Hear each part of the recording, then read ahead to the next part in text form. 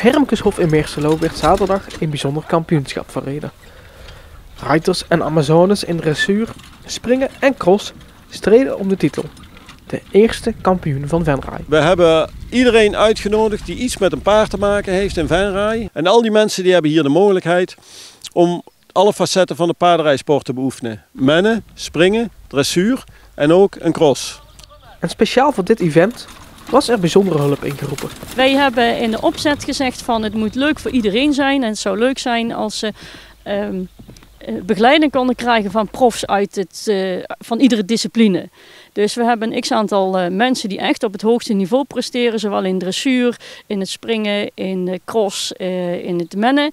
We benaderd of zij deze dag mee wilden helpen. En het frappante is dat ze allemaal meteen ja zeiden. De dressuurruiters nu mogen losrijden met begeleiding van onze topruiters.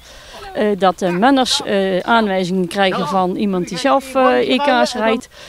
Dat het parcours gelopen wordt door een iemand die les geeft. Ook gewoon professionele springruiters die de boel begeleiden en aanwijzingen geven.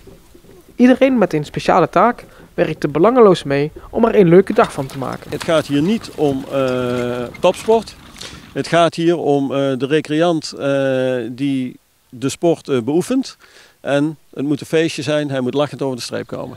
Voor de allereerste keer werd dit Venrayse kampioenschap dus georganiseerd.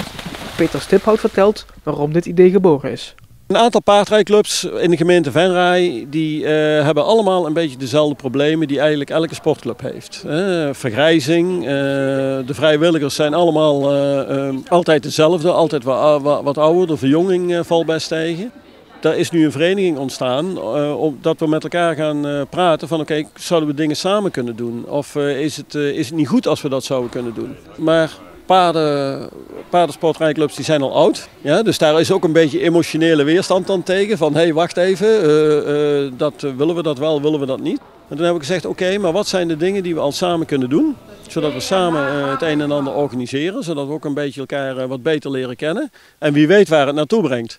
Nou, maar wat is dan mooier om een mooie wedstrijd te organiseren? Met een laag inschrijfgeld werden de kampioenschappen gefinancierd. En hierdoor hoopt de organisatie volgend jaar een tweede editie te kunnen organiseren.